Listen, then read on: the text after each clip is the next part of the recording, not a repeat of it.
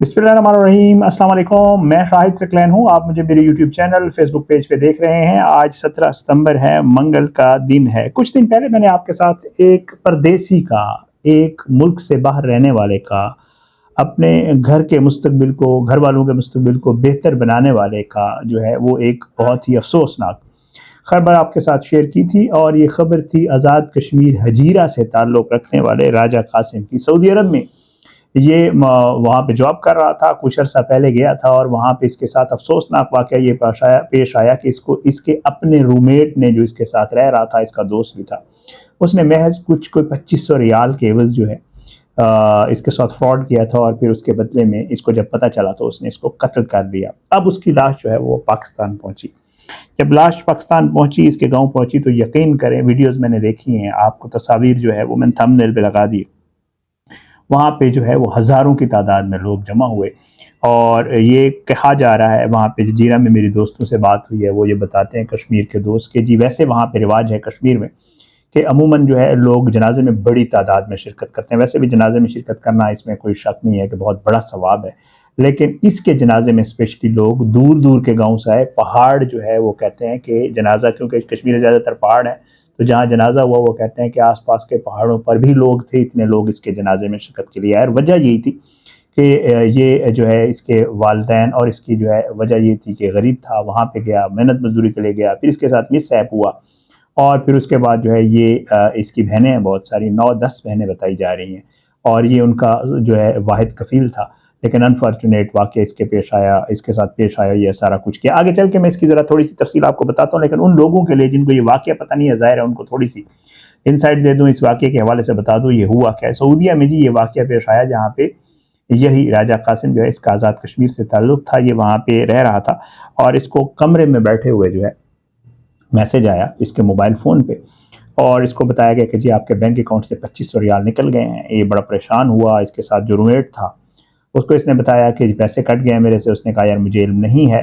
तो इसने, जो इसका कोई एक दोस्त था जिसको इन चीज़ों का पता था, उसे कॉल की, और कॉल करके जो है इसने उससे पूछा कि जी मेरे साथ ये वाक़या पेश आया। तो उसने इसको तरीक़ाकार बताया कि यार तुम इस तरह करो, बैंक चले जाओ, बैंक वालों से रब्ता करो, सीसीटीवी फुटेज होती है उनके पास, तो अगर आप वहाँ जाएंगे और सीसीटीवी फुटेज जो है वो आपको निकाल के देंगे तो आपको अंदाज़ा हो जाएगा कि क्या है। और आप ऐसे चेक करो, याद करो, आपने किसी को पासवर्ड दिया हो या कहीं ऐसी जगह लॉग इन किया हो, यहाँ पे आपका पासवर्ड चला गया हो और किसी ने आपके साथ फ्रॉड किया हो। तो बहरहाल जी इसका जो दोस्त रूममेट साथ बैठा हुआ था वो सारी बातें सुन रहा था। इसने उसको कहा कि यार ये वाक़या हुआ, चलो चलते हैं। ये कि दूर रह रहे थे उस बैंक से, उस शहर से, तो ये वहाँ से रवाना हुए। और बीच में कोई ऐसी जगह आई जो कि वीरान थी, तो यहाँ वहाँ इनके पास इस साथ वाक़या पेश आ गया। इसको जो है इसका मर्डर हो गया, और जो दोस्त था वो ज़ख्मी हुआ। वो वापस भाग के गया अपनी जगह पे, वो भी ज़ख्मी हालत था। पुलिस वालों को उसने बताया, पुलिस वाले आए, उन्होंने इसकी बॉडी रिकवर की, और इसका ज़ख्मी दोस्त जो था उससे पूछा क्या हुआ, तो उसने कहा जी कालू ने हमला किया था और वो हमारा मोबाइल फ़ोन वगैरह, पैसे वगैरह ले गए, और ये मेरे दोस्त साथ था। तो उन्होंने कहा ठीक है। चेक किया, पता नहीं चल रहा था। उन्होंने इसका डेटा निकाला, मोबाइल फ़ोन का डेटा जब निकाला तो इसकी जो लास्ट कॉल थी वो उस दोस्त के साथ थी जिसने से तरीक़ाकार पूछा था। जब उसको इन्होंने ट्रेस करके पकड़ के उससे पूछा कि भाई तुम बताओ, ये तो आखिरी कॉल तुम्हारे साथ है, इससे क्या बात हुई थी तुम्हारी? तो उसने कहा मेरे साथ तो इसकी क्या बात हुई थी, इसने तो मुझे पूछा था बैंक फ्रॉड के हवाले से, और मैंने इससे पूछा, इसको बताया कि यार जाओ और बैंक जाके उस पता करो और सीसीटीवी फुटेज वगैरह निकलवाओ। तो मुझे तो इससे ज़्यादा इल्म नहीं है। बहरहाल उन्होंने उसको छोड़ दिया। और उसको छोड़ने के बाद जो है जो इसके साथ दोस्त था, रूममेट, उससे पूछा, जो ज़ख्मी था, उससे पूछा कि भाई क्या मामला है। उससे जब इन्वेस्टिगेट किया गया, तरीक़ाकार से ज़रा इन्वेस्टिगेट किया गया, तो वो थोड़ा सा कंफ्यूज हुआ, जिससे पुलिस को शक हुआ कि इसमें कोई मामला है। बहरहाल जब उसको पुलिस ने पकड़ लिया तो पुलिस ने उसको इन्वेस्टिगेट किया तो पता चला कि कत्ल किया है इसने। और उसने ये बताया कि जी जब इसको कॉल आई और इसने कॉल बंद की तो इसने कहा कि यार मेरे तो मोबाइल, जो बैंक का एटीएम था या जो चीज़ थी बैंक का, उसका पासवर्ड सिर्फ तुम्हारे अलावा किसी के पास नहीं था। वो कहता है इसको शक हो गया था और मुझे पता चला कि जी कहीं ऐसा ना हो कि जाके ये कोई मज़ीद मसला कर दे और मेरे लिए प्रॉब्लम क्रिएट हो जाए। तो मैंने सोचा कि इसका जो है रास्ते में ही काम तमाम कर दूं। मैंने यही प्लान बनाया, ले जाऊंगा। जब हम अंधेरे में गए तो मैंने छुरी के वार किया और इसको कत्ल कर दिया। खुद को जख्मी इसलिए किया कि किसी को मेरे पे शक ना। और फिर कालों वाली एक पूरी स्टोरी इसलिए बनाई कि जी क्योंकि वहाँ पे काले जो है वो ज़्यादातर लोगों को लूटते हैं, तो मैंने कहा वो स्टोरी बना दूंगा तो फिर मेरे पे किसी का शक नहीं जाएगा और मेरी जान भी बच जाएगी, पैसे भी हजम हो जाएंगे और इससे भी जान छूट जाएगी। अनफॉर्चुनेट, जो मैं आपको बात पहले बता चुका हूँ, अफसोसनाक अमर ये है कि ये यहाँ पे बहनें हैं, کچھ عرصہ پہلے گیا تھا. پھر ہیٹس آف ٹو کشمیریز جو اس کے گاؤں والے تھے اور جو باقی اوورسیز کشمیریز ہیں. جب ان کو یہ پتہ چلا, آپ کو پتہ ہے سعودیہ میں جو ہے, سعودیہ کے بعد ویسے تو آج کل گوٹ لائف کی وجہ سے سعودیہ بڑا جو ہے خبروں میں ہے, اور لوگوں کو کفالت اور کفالہ کے نظام کے اوپر پورا لوگ جو ہے وہ ایک انہوں نے طوفان کھڑا کیا ہوا ہے. اور اس سے بہتر یہ ہوا کہ سعودیوں نے اب کفیلوں نے اپنے لوگوں کا خیال رکھنا شروع, سائق جو وہاں پہ ہوتے ہیں ان کا خیال رکھنا شروع کر دیا. لیکن یہ ہے کہ بتایا یہ جاتا ہے کہ سعودیہ میں زندہ بندے کا جانا اور زندہ بندے کا واپس آنا اتنا کوئی مسئلہ نہیں ہے, چلے بھی جاتے ہیں لوگ, واپس بھی آ جاتے ہیں. خدا نہ خواستہ اگر کسی کی وہاں ڈیتھ ہو جائے تو بہت لمبا پروسیس ہے سعودیہ میں, تو اس لیے وہاں سے باڈی آنا یا باڈی لے آنا, اس سے لوگ یہی پریفر کرتے ہیں کہ اس کو وہیں دفنا دیں, کیونکہ ایک پروسیس ہے, کلیئرنس کروانی پڑتی ہے, ڈاکومنٹس ہیں, ایک پورا جنجال ہے, وہ آپ بھگتتے ہیں, پھر اس کے بعد اس کی باڈی بڑے طریقے سے واپس آتی ہے. تو میں اس لیے کہہ رہا ہوں کہ کشمیریوں نے ایک تو جنازے میں بہت بڑی شرکت کی. میری کشمیری دوستوں سے بات ہو رہی تھی, وہ مجھے کہہ رہے ہیں ایسے نہ کہیں, بلکہ کشمیری تو بڑی تعداد میں جنازے میں شریک ہوتے ہیں, تو بہت اچھی بات ہے. پورے پاکستان میں یہی ہے, لوگ کوشش کرتے ہیں. ہماری خود بھی کسی کا سنیں, واقف نہ بھی, اور آس پاس کہیں جنازہ ہو رہا ہو, مسجد جاتے ہیں جمعے والے دن تو کسی کا جنازہ آ جاتا ہے تو کوشش ہوتے بندہ پڑھ لے, ظاہر ہے ثواب کا کام ہے.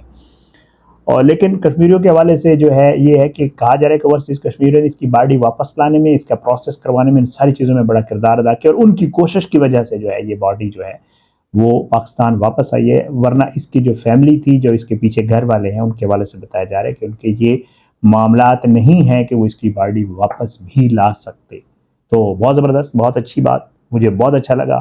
میرا فالو ویڈیو کرنے کا مقصد ہی یہی تھا کہ یار ان لوگوں کو ضرور خراج تحسین پیش کر دوں جنہوں نے اس سارے کام میں ہیلپ آؤٹ کیا یا مدد کیا اور اچھا کام کیا ہے, بہت اچھی بات.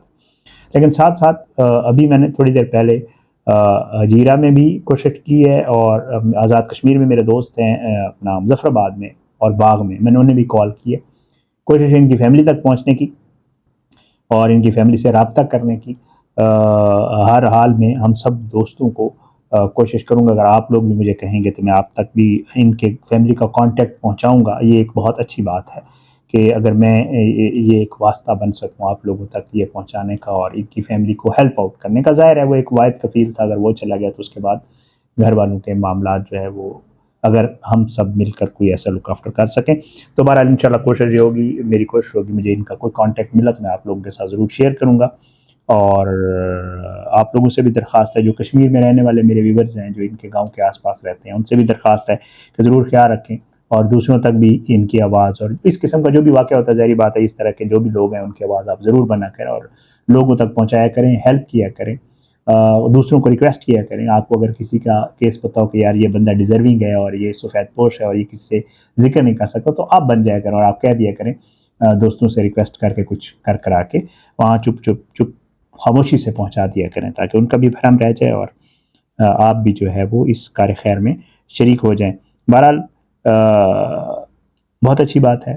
اگین کہوں گا جن لوگوں نے یہ سارا کچھ کیا, اور دوبارہ درخواست کروں گا کہ جن لوگوں ان کی فیملی تک ایکسیس ہے ان کی ہیلپ بھی کریں, اور ہمیں بھی بتائیں, مجھے رابطہ کریں, مجھے کمنٹس میں لکھ دیں, تو میں بھی کوشش کروں گا کہ ان کا جو رابطہ نمبر ہے ان کی فیملی کا وہ میرے تک بھی پہنچ جائے اور جو باقی لوگ ہیں ان تک بھی پہنچ جائے, تاکہ اگر ان کے کوئی ہیلپ کرنا چاہے تو وہ ضرور کرے. انشاءاللہ اسی طرح جو ہے یہ سارا معاملہ ٹھیک ہوگا. آپ بھی اگر چاہتے ہیں اس طرح کا کوئی چیز آپ کے سامنے آتی ہے تو مجھے انفارم کریں, کوشش ہوگی اس کے اوپر ضرور بات کریں, اور آپ اوورسیز پاکستان کے حوالے سے بھی اگر کوئی پرابلم ہو تو اس کے اوپر ضرور بات کریں گے. اجازت دیں, انشاءاللہ اگلی ویڈیو ملاقات ہوگی. اللہ سب کو اپنی زمان میں رکھے, اللہ سب پہ اپنا رحم و کرم کرے. اللہ جو ہے ہمیں نیکیاں اور اچھائیاں کرنے کی توفیق عطا فرمائے. اجازت دیں, اگلی ویڈیو تک کے لیے ملاقات ضرور ہوگی, لیکن بشرط زندگی. پاکستان زندہ باد. اللہ حافظ.